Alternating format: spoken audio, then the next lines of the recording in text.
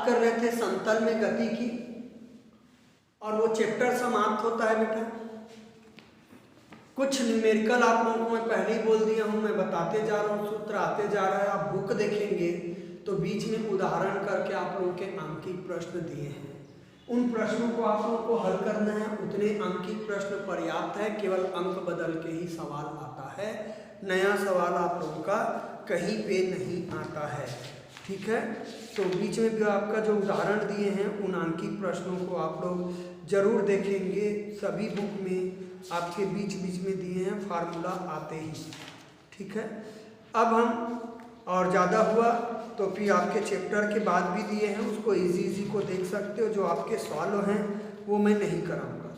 इस चैप्टर में आप लोगों का वृत्ति गति का एक न्यूमेरिकल रह गया है त्वरण के लिए, तो बेटा वृत्ति गति वाला आपका चैप्टर है, उसमें मैं अलग से करवाऊंगा, ठीक है ना, क्लियर है। तो मैं यहाँ नया चैप्टर चालू कर रहा हूँ, गति के नियम, गति के नियम, ठीक है। तो गति के नियम अभी तक देख रहे थे बेटा, गति के समीकरण।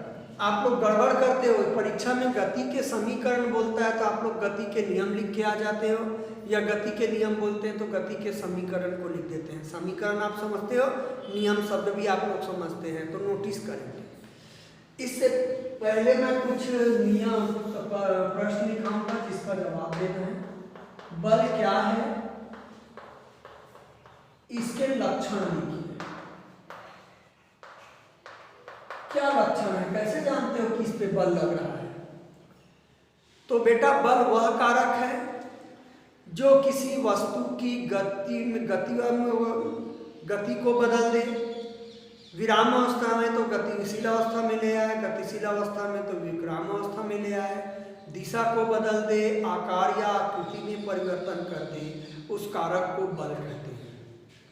बल वह कारक है जो किसी वस्तु की गति, दिशा, आकार या आकृति में क्या कर दे, परिवर्तन कर दे, क्या कहलाता है, बल कहलाता है, ठीक है। उदाहरण के नंबर पे आप लोग तो मान लीजिए कि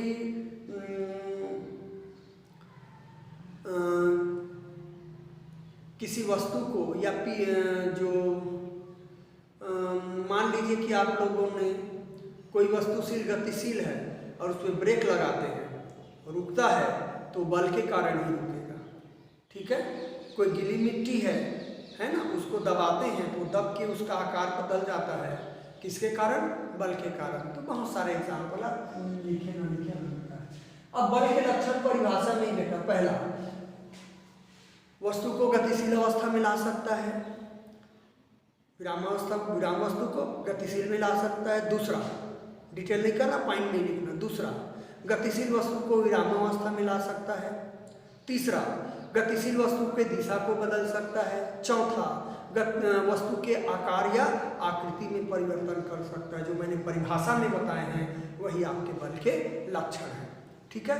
अब इसके बाद देखेंगे बेटा जड़त्व। जड़त्व क्या है, ये कितने प्रकार के होते हैं? बहुत आसान है, मैं बार बार बोल रहा हूँ, वीडियो देख के भी लिखोगे तो भी बहुत आसानी से लिख सकते हैं कितने प्रकार के होते हैं। जड़त्व, जड़ता है ना। जड़त्व किसी वस्तु का वह गुण है बेटा जिस पर बल लगाने पर, जिसके कारण बल लगाने पर वह अपने अवस्था परिवर्तन का विरोध करता है। मान लीजिए कि कोई वस्तु गतिशील अवस्था में, उसको विराम अवस्था में लाने के लिए बल लगाएं तो वो अपने गतिशील अवस्था में परिवर्तन का विरोध करेगा, मतलब वो गतिशील अवस्था में ही रहना चाहेगा। ये गुण क्या है, जड़त्व है। और यदि कोई वस्तु विराम अवस्था है, उस पर बल लगाएं तो अपने विराम अवस्था में परिवर्तन का विरोध करता है, ठीक है। तो जड़त्व किसी वस्तु का वह गुण है जिसके कारण वह बल लगाने पर अपने अवस्था परिवर्तन का विरोध करता है। यानी कि कोई वस्तु गतिशील अवस्था में है तो वह गतिशील अवस्था में रहना चाहेगी, और यदि कोई वस्तु विराम अवस्था में है तो वह विराम अवस्था में ही रहना चाहेगी। वस्तु का यह गुण है, क्या है आपका, जड़त्व है। जड़त्व दो प्रकार के होंगे बेटा, पहला विराम का जड़त्व, दूसरा गति का जड़त्व। विराम का जड़त्व क्या हुआ, कोई वस्तु यदि विरामावस्था में है तो वह विरामावस्था में ही रहना चाहेगी जब तक कि उस पर कोई बाह्य बल न लगा, ठीक है ना, या अपने विरामावस्था के परिवर्तन का क्या करता है, विरोध करता है विराम का जड़त्व। कोई यदि उसका गति का जड़त्व, कोई वस्तु गतिशील अवस्था में है तो वह गतिशील अवस्था में रहना चाहेगी, यानी कि गतिशील वस्तु पर यदि हम बल लगाएंगे तो अपनी गति के परिवर्तन का क्या करता है, विरोध करता है। विराम का जड़त्व और गति का जड़त्व बहुत सिंपल है आप लोगों का, ठीक है। तो ये आप लोग लिखेंगे, जड़त्व के प्रकार भी बता दिया, ठीक है ना। अब जड़त्व के प्रकार का आप लोगों का कुछ एग्जाम्पल है बेटा, पेज नंबर 295 पे आप लोग प्रश्न बनाएंगे और उत्तर भी लिखेंगे, चैप्टर चालू हुआ है वहीं पे है। विराम के जड़त्व मैंने बता दिया, कोई वस्तु विरामावस्था में है तो विरामावस्था में ही रहना चाहेगी, उस पर बल लगाओगे तो अपने विरामावस्था परिवर्तन का क्या करता है, विरोध करता है, ठीक है ना। तो अब हम बात करेंगे इससे कुछ एग्जाम्पल के। चलिए मान लीजिए कि आप बस में बैठे हैं या आप बाइक में बैठे हैं और अचानक बाइक चल जाए तो आपको पता पीछे की तरफ गिर जाओगे। ऐसे ही आप बस में बैठे हैं और बस चल जाए अचानक से तो आप पीछे की ओर, सीट की ओर झुक जाओगे। ये विराम का जड़त्व है। कैसे, बस खड़ी है या मोटरसाइकिल खड़ी है जिसमें आप बैठे हो, तो आप बस का ही बना लेना, प्रश्न बनाना बेटा, बस के एकाएक चलने पर उसमें वैसा व्यक्ति पीछे की ओर गिर जाता है क्यों, मोटे मोटे अक्षरों पे दिया है, क्यों बस जोड़ना है प्रश्न बना के। तो मैं इसका जवाब बता रहा हूँ, बस विरामावस्था में है, उस पर बैठा व्यक्ति भी विरामावस्था में है। जब बस अचानक चलेगी तो बस गतिशील हो जाएगी, तो बस के चलने से व्यक्ति का निचला सिरा भी गतिशील हो जाएगा, लेकिन विराम के जड़त्व के कारण ऊपर वाला सिरा क्या है, विरामावस्था में ही रहना चाहेगा।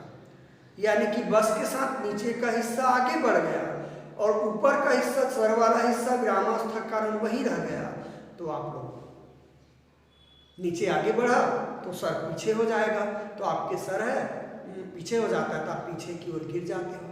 वैसे ही बाइक सवार गिरेगा बेटा, बाइक को अचानक ही स्टार्ट करोगे तो बाइक आगे बढ़ गई, तो आप बैठे हो तो आपका नीचे का हिस्सा आगे बढ़ गया, आपका सर वहीं रह गया, आप पीछे की ओर क्या है, धड़ाम से गिर जाते हैं।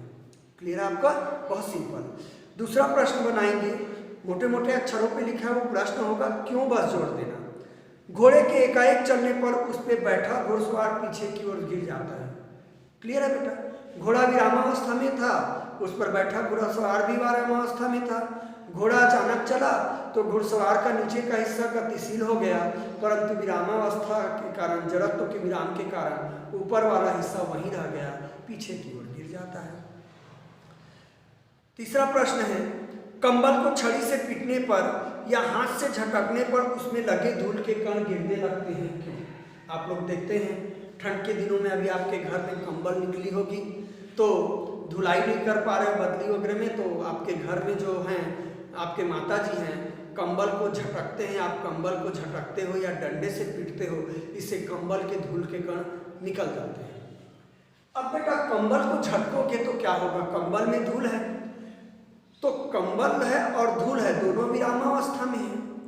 अब मैं कंबल को झटकूंगा या तो क्या होगा, कंबल गतिशील अवस्था में रह जाएगा और धूल के कण किस में रह जाएंगे, विरामावस्था में रह जाएंगे, तो कंबल से धूल के कण अलग हो जाएंगे और धूल के कण निकल जाते हैं।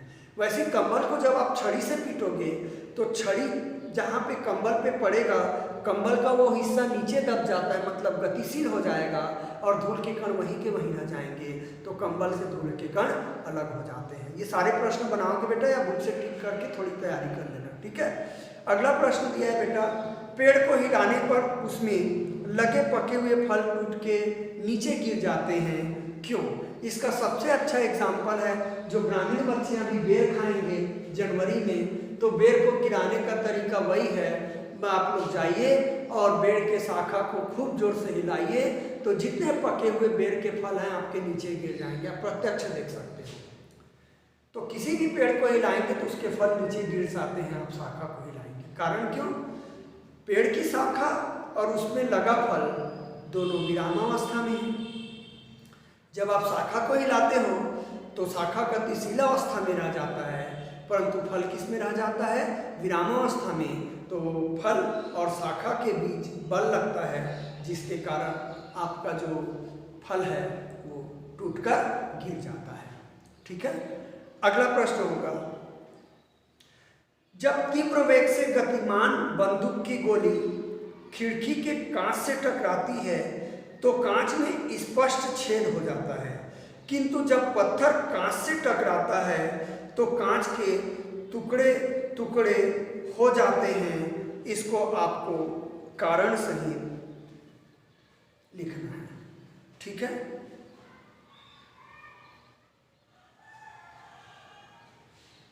तो बेटा तीव्र वेग से गोली चलाओगे कांच पे तो बेटा गोली जिस हिस्से में पड़ेगी वो हिस्सा है, उतने हिस्से पे बहुत कम समय के लिए अधिक बल लगता है, तो वो हिस्सा गोली के साथ गतिशील हो जाता है और विराम के जड़त्व के कारण बाकी हिस्सा वहीं रह जाता है, कांच आपका टूटता नहीं है।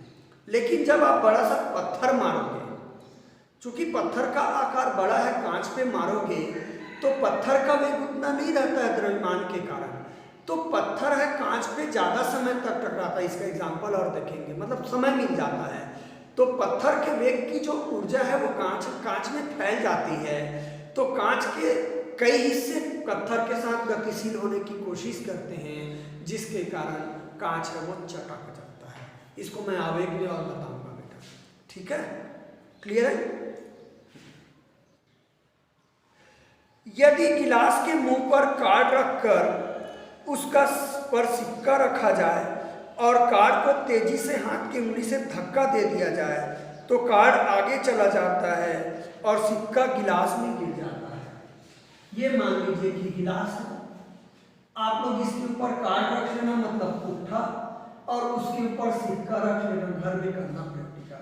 अब इसको कार्ड को ऐसे उंगली से धक्का दे देना, आप देखोगे कि कार्ड तो खिसक जाता है लेकिन सिक्का गिलास में गिरता है। होना क्या चाहिए था? कार्ड के ऊपर सिक्का, तो सिक्का भी जाना था, लेकिन ऐसा नहीं होता। फिर वही बात है बेटा, तीनों विरामावस्था में थे।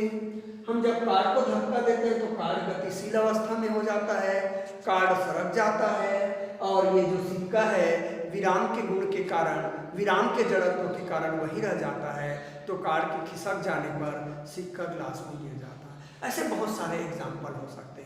गति का जड़त्व तो बता दिया, कोई वस्तु गतिशील अवस्था में तो गतिशील अवस्था में ही रहेगी, उस पर बाह्य बल लगाओगे तो वो अपनी गतिशील अवस्था परिवर्तन का विरोध करने लगता है। इस गुण को अपन गति का जड़त्व कहेंगे। इसका भी एग्जाम्पल है बेटा पेज नंबर 296 में, सब मोटे मोटे अक्षरों पे लिखा है, वो प्रश्न है, केवल आप लोगों को क्यों शब्द बस जोड़ना है। ठीक है, तो इसमें प्रश्न बना है बेटा आप लोगों का, चलती हुई बस को एकाएक रोकने पर उसमें बैठा यात्री आगे की ओर झुक जाता है, आप जोड़ लेना क्यों। सीधी बात है बेटा, बस चल रही है तो बस के साथ व्यक्ति का पूरा बॉडी गतिशील है, पूरा शरीर गतिशील है। अब ड्राइवर आपके अचानक ब्रेक लगा देगा तो बस विरामावस्था में आ जाएगा, तो बस विरामावस्था में आने से व्यक्ति का निचला सिरा भी विरामावस्था में आ जाएगा, परंतु ऊपरी भाग है वो गति के जड़त्व के कारण गतिशील रहेगा, फलस्वरूप व्यक्ति आगे की ओर झुक जाता है। आप लोग झुकते हो, अचानक ब्रेक लगता है सामने झुकते हो, लेकिन विराम में खड़ी गाड़ी अचानक चलता है तो आप पीछे गिरते हो। ठीक है, क्लियर है? चलिए अब एक जादू की बात करते हैं। मान लीजिए कि ट्रेन चल रही है, उसमें कोई व्यक्ति बैठा है तो वो सिक्का उछालता है। क्या करता है? सिक्का उछालता है। तो ट्रेन चल रही, व्यक्ति सिक्का उछाला, ऊपर क्यों?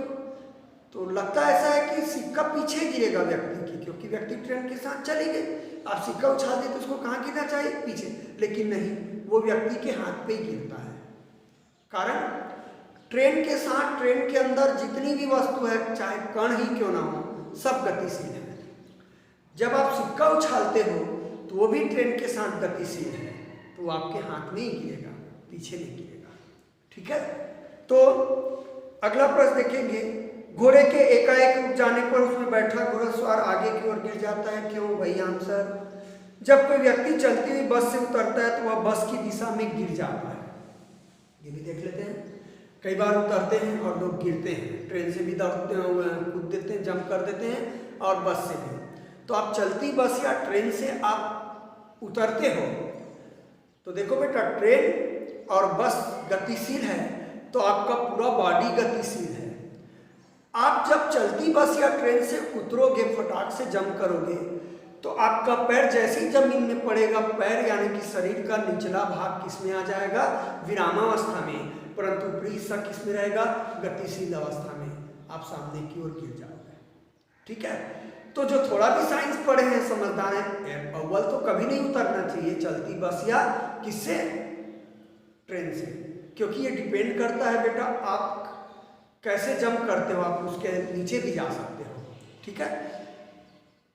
लेकिन थोड़ी साइंस की बात करें तो यदि आपको गिरने से बचना है तो आप लोग देखे होंगे कोई व्यक्ति चलती बस या ट्रेन से उतरता है तो जंप करने के बाद वो उसी दिशा में दौड़ता है और गिरने से बच जाता है। अब विज्ञान समझ में आ गया होगा। आप लोग जंप करेंगे और उसी दिशा में दौड़ेंगे तो पैर जो तुरंत विरामावस्था में आ रहे हैं उससे आप बच रहे हैं, उसको गतिशील अवस्था में ले आओ तो आपके बॉडी का संतुलन बना रहता है और आप गिरने से बच जाते हैं। फिर धीरे धीरे आप बॉडी को कंट्रोल कर सकते हैं। ठीक है। आगे प्रश्न है, लंबी कूद का खिलाड़ी कूदने से पहले कुछ दूरी से दौड़ते हुए आता है, क्यों? ठीक है। ये बड़ा प्रैक्टिकल है। कूदो रे बोलेंगे तो कोई व्यक्ति खड़े खड़े जंप करेगा और कोई व्यक्ति दौड़ के आएगा जंप करेगा, तो दौड़ने वाला व्यक्ति ज्यादा जंप करेगा। आप लोग लंबी कूद में देखे होंगे, दौड़ के आता है फिर जंप मारता है। जितना तेज दौड़ेगा उतना ज्यादा जंप मारेगा। कारण आप खड़े हो और जंप करो बोलूंगा तो आप खड़े हो बेटा, तो आपकी पूरी बॉडी तो क्या है? विरामावस्था में है। आप जंप करोगे तो पैर को गतिशील अवस्था में लाओगे, लेकिन सर किस में रहेगा? विरामावस्था में रहेगा। तो आप सर है, आपके पैर को आगे जाने का विरोध करेगा। क्यों? सर पे आपका विराम का जड़त्व लग रहा है तो विरामावस्था में रहना चाहेगा, तो पैर को ज़्यादा आगे बढ़ने से रोकेगा। आप लोग ज़्यादा लंबा जंप नहीं कर सकते। लेकिन अब जब आप दौड़ के आओगे, तेजी से दौड़ोगे, आपकी पूरी बॉडी गतिशील हो गई, अब आप जंप करोगे तो सर आपके जंप का मतलब गतिशील होने का विरोध नहीं करेगा, ऊपरी हिस्सा शरीर का, और आप ज़्यादा दूरी तक जंप कर सकते हो। क्लियर है आप लोगों का? तो ये कुछ आप लोगों का रीजन है। अब दिशा का जड़त्व दिया है बेटा, तीसरा भी दिया है। मैं दो ही बोला था, विराम और गति। तीसरा प्रकार जो होता है दिशा का जड़त्व, बेटा नाम से ही समझ गए। यदि किसी वस्तु में बल लगाते हो तो अपने जिस दिशा में गतिशील कर रहा है, गतिशील हो रहा है, तो दिशा परिवर्तन का विरोध करेगा। तो जिस दिशा में गति कर रहा है उसी दिशा में रहना चाहेगा, दिशा परिवर्तन का विरोध करेगा बल लगाने पर। तो ये गुण कहलाएंगे दिशा का जड़त्व। इसमें भी है बेटा, जब कोई बस वृत्ति पथ पर मुड़ती है, लिख लेना नहीं प्रश्न है, जब कोई बस वृत्ति पथ पर मुड़ती है तो उसमें बैठा यात्री पथ के केंद्र के बाहर की ओर एक बल का अनुभव करता है ना? ठीक है। ये आप लोग बस में बैठे हो, ठीक है, बस में आप लोग बैठे हैं और बस चल रही है, ऐसे सीधे रोड पे बस चल रही है और आप बैठे हो बस में। लेकिन मोड़ आने पर मान लीजिए कि बस मुड़ जाती है तो आप लोग महसूस करते हो कि आप बस के साइड के दीवार से टकरा जाते हो। आप महसूस करते हो कि आपका जो शरीर पर बस के दीवार की ओर कोई बल लग रहा है जिससे आप टकरा जाते हो। ये दिशा का देखिए, बस के साथ आपकी पूरी बॉडी है, सामने दिशा की ओर गतिशील है, पूरा शरीर है। अब बस आपकी मुड़ गई तो बस की दिशा चेंज होने से आपके शरीर के निचले हिस्से का दिशा तो चेंज हो गई, लेकिन ऊपर का हिस्सा सामने की ओर जाएगा। तो बस इधर मुड़ गया, आपका ये हिस्सा सामने की ओर जा रहा है, तो आप बस के साइड की दीवार से टकरा जाते हो, क्योंकि दीवार ऐसे मुड़ा बेटा, जाके क्या आते हो? टकराते। आपको लगता है कि ये दिशा का जड़त्व है, कोई बल लग रहा है। ऐसी है, यदि रस्सी के एक सिरे पर पत्थर बांधकर उसे क्षैतिज वृत्त में घुमाया जाए, तत्पश्चात रस्सी को काट दिया जाए तो पत्थर स्पर्श रेखा की दिशा में दूर चला जाता है। ऐसा एक रस्सी पे पत्थर बांध दिया और बच्चे लोग जैसे फर्श पे घुमाते हैं ना, ऐसे करके तो पत्थर विपरीत गति कर रहा है, तो रस्सी कटता है तो स्पर्श रेखी दिशा में पत्थर दूर रहता है। सीधी सी बात है बेटा, जब कोई वस्तु वृत्तीय गति करता है, मैं वृत्तीय गति में पढ़ाऊंगा, तो वस्तु के वेग की दिशा होती है उसके स्पर्श रेखा की ओर। हालांकि बदलाव होने के कारण चेंज हो रहा है, किधर होती है? स्पर्श रेखा की ओर। तो जब रस्सी कटेगा तो पत्थर है स्पर्श रेखा दिशा में ही जाएगा। ठीक है, तो ये आप लोगों की बात कर ली अपन लोग किसकी? बल की, और मजेदार रूप से जड़त्व की अपन ने बात की है। ठीक है, अब हम बात करेंगे बेटा गति के 3 नियमों की, और ये चैप्टर आपका संबंध लगभग समाप्त हो जाएगा। छोटा सा चैप्टर है, बहुत सारे चैप्टर छोटे हैं बेटा। ठीक है, तो गति के 3 नियम, तो आप लोग प्रश्न बनाएंगे, गति के नियमों को लिखिए, नियमों को लिखिए। तो ये होगा प्रथम नियम गति का, गति का द्वितीय नियम, तीनों नियम आप लोग लिखेंगे बेटा। द्वितीय नियम कहाँ है आप लोग ढूंढना? गति का तृतीय नियम। तो गति के प्रथम नियम को जड़त्व का नियम भी कहते हैं। तो क्या है प्रथम नियम? यदि कोई वस्तु विरामावस्था में है तो वह विरामावस्था में रहना चाहेगी, और यदि कोई वस्तु गतिशील अवस्था में है तो वह गतिशील अवस्था में ही रहना चाहेगी, जब तक कि उस पर कोई बाह्य बल न लगाया जाए। बहुत सिंपल है प्रथम नियम। ठीक है ना, जड़त्व के नियम को अपन ने जोड़ दिया। ठीक है, गति का द्वितीय नियम, तो गति का द्वितीय नियम है, तीनों नियम एक साथ लिख लेना बेटा, है ना, एक्सप्लेन मैं बाद में करूंगा। ठीक है, कल की क्लास में। तो गति का द्वितीय नियम है, मान लीजिए कि कोई वस्तु गतिशील है, कोई वस्तु क्या है? गतिशील है, तो उस गतिशील वस्तु पे यदि हम बल लगाते हैं तो उसके संवेग में परिवर्तन होगा। द्रव्यमान गुणा वेग को संवेग कहते हैं। वेग में परिवर्तन होगा बेटा, द्रव्यमान तो नहीं बदलेगा, तो संवेग में भी परिवर्तन हो जाएगा। ठीक है ना, तो किसी गतिशील वस्तु पे लगाया गया जो बल है, वस्तु के संवेग में परिवर्तन के दर के अनुपाती होता है, और यह परिवर्तन उसी दिशा में होता है जिस दिशा में बल लगाया जाता है, यानी कि F is proportional to del T upon del T। Del संवेग में परिवर्तन, T समय परिवर्तन, संवेग परिवर्तन की दर। आप हिंदी में लिखना बस, मैं इसको बाद में और एक लिखा के प्रूव करवाऊंगा। ठीक है, क्लियर है? किसी गतिशील वस्तु के संवेग में परिवर्तन की दर उस पर लगाए गए बल के अनुक्रमानुपाती होता है, और यह परिवर्तन उसी दिशा में होता है जिस दिशा में बल लगाया जाता है। इसको प्रूव भी करेंगे बेटा। ठीक है, तीसरा गति का तृतीय नियम, बहुत नेचुरली है। गति का तृतीय नियम है, प्रत्येक क्रिया के बराबर किंतु विपरीत प्रतिक्रिया होती है। यानी कि किसी वस्तु पर क्रिया बल लगाओगे तो प्रतिक्रिया बल भी होती है उसी के बराबर। कैसे? आप लोग देखे हो बंदूक से गोली चलाते हुए फिल्मों में या शूटिंग करते हुए, तो आप लोग देखे हैं बेटा कि वो झटका लेता है, हाथ है, तो बंदूक छोड़ने के लिए उसमें स्प्रिंग रहता है, उसमें क्रिया बल लगाते हैं, तो उसी के बराबर विपरीत दिशा प्रतिक्रिया बल लगेगा, जिसके कारण बंदूक पीछे रखता जाता है। तोप को भी देखते होंगे, जब गोला दागता है पूरा आपका तोप है वो हिल जाता है, किसके कारण? प्रतिक्रिया बल के कारण। ठीक है ना, तो किसी वस्तु पर यदि क्रिया बल लगाएंगे तो उसी के बराबर, ठीक बराबर विपरीत दिशा में क्या काम करेंगे? प्रतिक्रिया बल काम करेंगे। ये द्वितीय नियम है। प्रथम नियम क्या है? कोई वस्तु विरामावस्था में तो विरामावस्था में रहेगी, और कोई वस्तु गतिशील अवस्था में तो गतिशील अवस्था में रहेगी, जब तक कि इस पर कोई बाह्य बल न लगाया जाए। बहुत सारे एग्जाम्पल अपन देख लिए जरा, तो मैं यहाँ तो कोई डिटेल नहीं करूँगा प्रथम नियम को। ठीक है, द्वितीय नियम है बेटा, किसी गतिशील वस्तु के संवेग में परिवर्तन की दर उसमें लगाया गया बल के अनुक्रमानुपाती होता है, और यह परिवर्तन उसी दिशा में होगा जिस दिशा में बल लगा होगा। तो आप ये इतना लिख सकते हो बेटा, मान लीजिए कि किसी वस्तु में बल लगाते हैं, F लगाते हैं और उसके समय में परिवर्तन की दर del P upon del T हो, तो F इज प्रोपोर्शनल टू ये F is equal to K del P upon del T, जहाँ K एक अनुपातिक नियतांक है, Y अनुपात में SI पद्धति में के बराबर। नियम बस लिखना, मैं ये सब बाद में बताऊंगा, ठीक है।